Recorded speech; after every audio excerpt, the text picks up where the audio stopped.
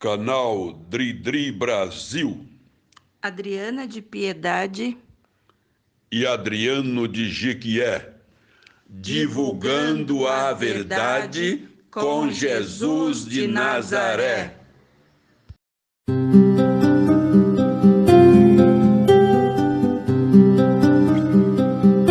Capítulo 11. Mais do que amigos. Vimos num capítulo anterior que ser perfeito é andar com Deus. Ele nos considera justos e santos, não porque nunca pecamos, mas na medida em que seguramos o braço poderoso de Cristo e caminhamos humildemente com Ele. Muitos, porém, poderão pensar: como é possível andar de mãos dadas com Jesus se Ele não está mais aqui? Se não podemos vê-lo nem tocá-lo? É verdade que hoje Cristo não está mais conosco. Ele está no santuário celeste intercedendo por nós. A intercessão e o julgamento são obras que precisam ser realizadas.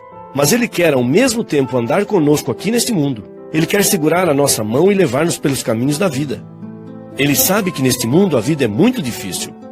Que precisamos de um consolador, de um confortador, de alguém que nos sustente e nos dê poder para vencer. Como fazer? É aqui que se desenha no horizonte a pessoa maravilhosa do Espírito Santo. Ao aproximar-se a data de sua morte, Cristo reuniu seus discípulos e lhes disse: convém-vos que eu vá, porque se eu não for, o Consolador não virá. Quando vier, porém, o Espírito da verdade, ele vos guiará a toda a verdade. Você viu? O Espírito Santo é o representante de Cristo hoje. Ele vem nos consolar, nos sustentar e nos guiar.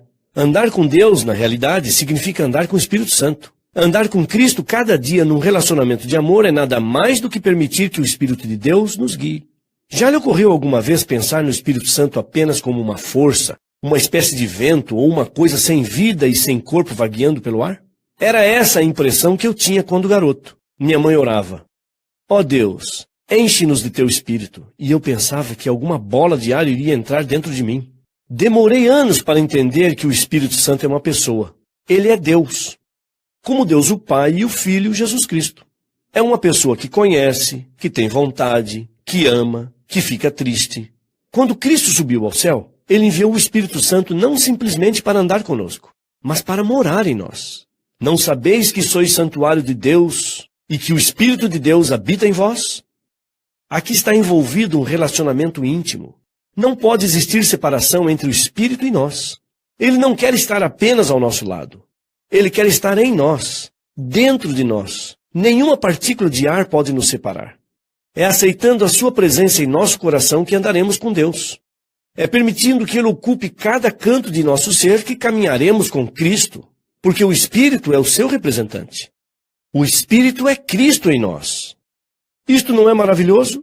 Com sua natureza de homem, o máximo que Cristo poderia fazer era viver ao nosso lado. Representado pelo seu Espírito, Ele transcende a matéria e habita em nós.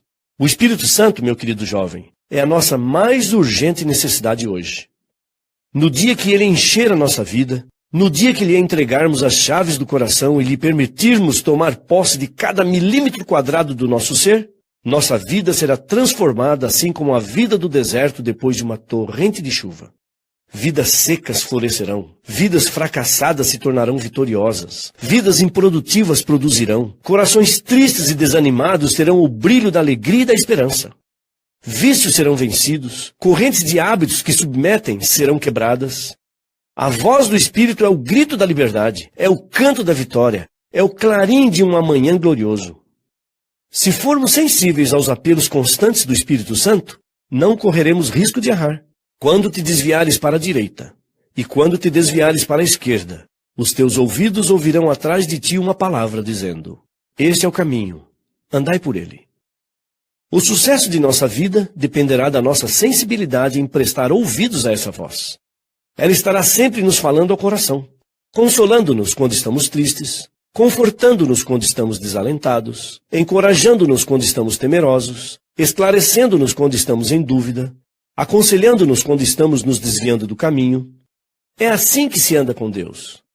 É assim que se é perfeito, justo e bom. Ouvir a voz do Espírito de Deus que nos fala a maioria das vezes através daquilo que chamamos de consciência é segurar o braço poderoso de Cristo e andar com Ele. Falemos agora de algo muito delicado: o pecado contra o Espírito.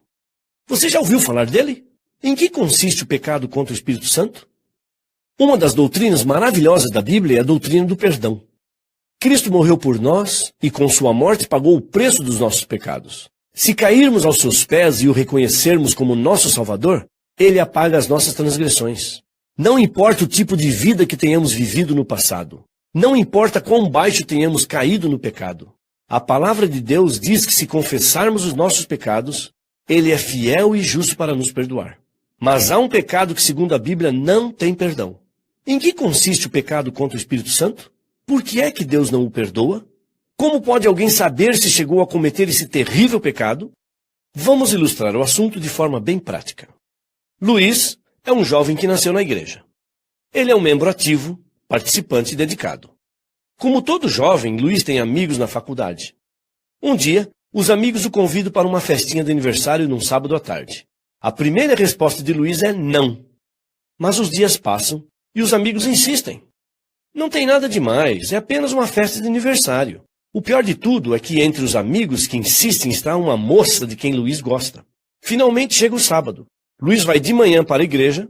À tarde, depois do almoço, ele experimenta com mais intensidade a luta de duas vozes no coração. Uma delas diz, vá. A outra, não vá. Luiz não sabe o que fazer. Nesse momento, toca o telefone. É a moça da qual falamos. Oi, Luiz. Você não vai fazer isso comigo, vai? Luiz se dirige para o local da festa. No trajeto, há uma voz que lhe fala bem alto ao coração. Luiz, você não pode fazer isto. Hoje é o dia do Senhor. Você tem que estar no encontro jovem. Mas Luiz continua em frente. A voz não o deixa. Quase o atormenta. É insuportável.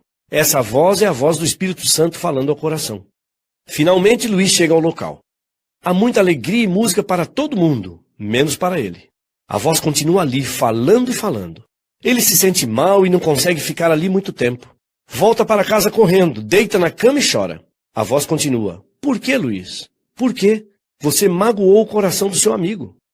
Luiz promete nunca mais fazer isso. O tempo passa.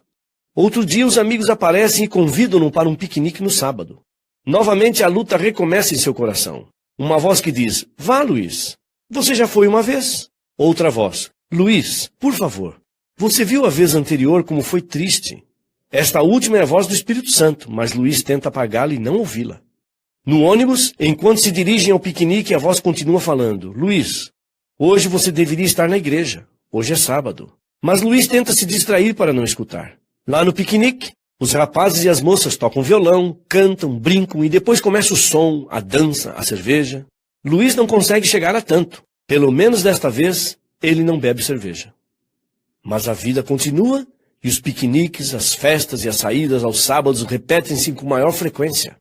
A voz do Espírito sempre falando, suplicando, aconselhando, e Luiz sempre tentando esquecê-la, distrair-se para não ouvi-la.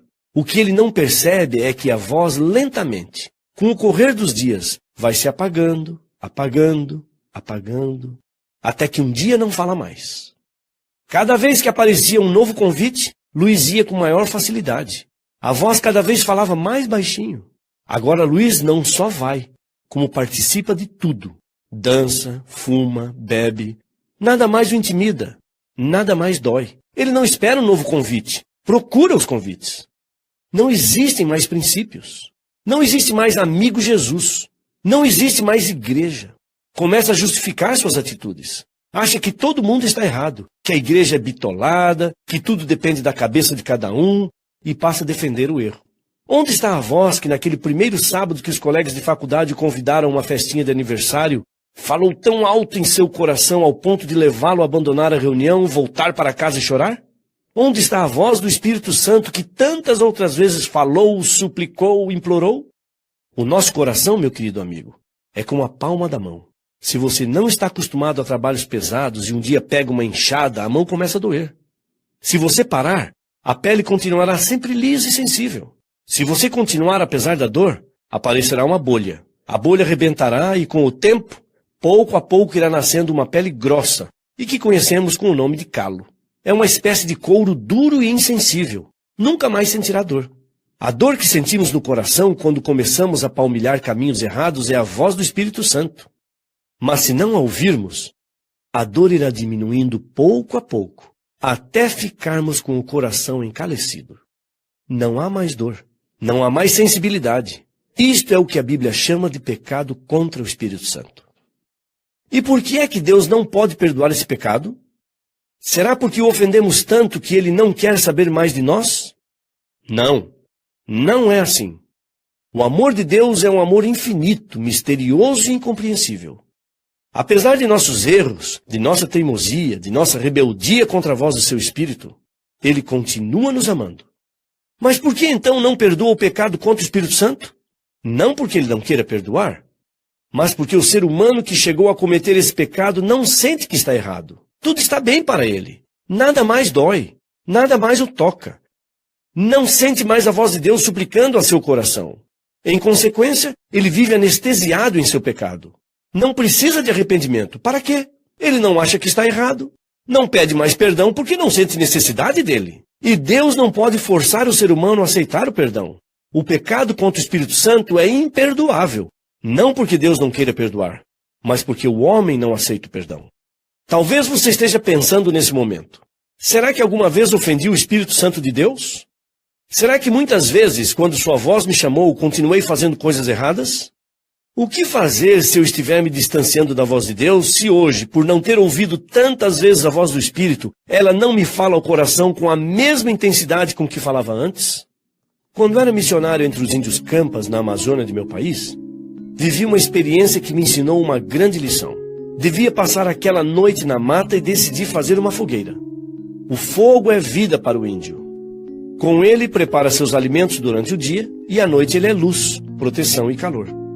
Pastor, tinham-me dito os índios, se alguma vez tiver que passar a noite na mata, faça uma fogueira.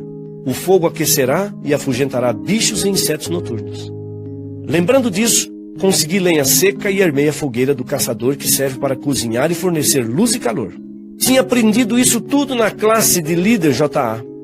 Procurei os fósforos na mochila e, para surpresa minha, a caixinha estava completamente úmida. Um a um os palitos foram se acabando sem conseguir nada mais do que faíscas. Fiquei assustado. Restavam apenas 5 ou 6 palitos e, se eu não conseguisse, teria que passar a noite em meio à escuridão de uma selva desconhecida. Tremi só de pensar. Sabia o que isso significava. Tentei lembrar tudo que tinha aprendido na especialidade de fogos e fogueiras. Procurei um ninho abandonado. Os ninhos de passarinhos geralmente têm material muito fácil de pegar fogo. Consegui pequenos palitos e folhas secas. Pronto. Estava na reta final. Risquei mais 2 palitos. A faísca brotou e desapareceu como das outras vezes. Tirei a camisa e a coloquei de um lado para evitar a corrente de ar. É agora, pensei para mim. Tem que ser agora. Mais uma faísca. Quase que corri atrás dela, soprando levemente para ver se ela recobrava a vida. Nada. É agora ou nunca. Estremeci e orei a Deus. A faísca brotou ao riscar mais um palito e correu bem em meio do material inflamável do ninho. Soprei. A faísquinha tornou-se maior. Coloquei uma palhinha. Continuei assoprando. Uma folhinha seca. Mais um graveto. Apareceu o fogo. Pequenino no início. Continuei assoprando. Mais uma folha seca. Mais um graveto maior, uma outra folha e em pouco tempo fogo na sua plenitude. Estava salvo. Graças a Deus não passaria a noite na escuridão e no frio. Tinha luz, tinha calor, tinha fogo. Estava salvo. Você entendeu? Às vezes, por essas coisas que a vida tem, vamos nos distanciando de Deus, vamos indo lentamente para uma terra distante, longe do Pai, longe da igreja, longe dos irmãos, longe até de nós mesmos. Lá na terra da angústia, do desespero, da solidão, ficamos sozinhos, perdidos e tristes. E clamamos em nosso coração: há esperança para mim? O Senhor Jesus responde: ah, sim, querido filho. Eu nunca deixei de amar você. Meu espírito sempre esteve com você. Vem agora aos meus braços de amor. Nesse momento é possível que a voz de Deus esteja ardendo em seu coração como uma grande fogueira. Se é assim, agradeça ao Pai e continue sendo iluminado e dirigido pelo Espírito. É também possível que a voz de Deus tenha se tornado apenas um fogo pequeno em sua vida. Por favor, não deixe que ele se apague. Mas o que acontecerá se a voz do Espírito em sua vida não está passando de uma pequena faísca? Por favor, agarre-se a ela desesperadamente. Não permita que ela desapareça. Obedeça-lhe. Deixe-se guiar por ela, ouça-a. No início, ela será nada mais do que faísca. mas se tornará logo um fogo. E se continuar ouvindo-a e obedecendo-lhe, tornar-se-á numa grande fogueira de vida. O fogo do Espírito é nossa garantia de vitória. Ele terminará em nossa vida a obra redentora de Cristo. Ser cheios do Espírito é deixar-nos guiar pela sua voz, seguir seu conselho, obedecer às suas orientações. Estamos dispostos a fazê-lo?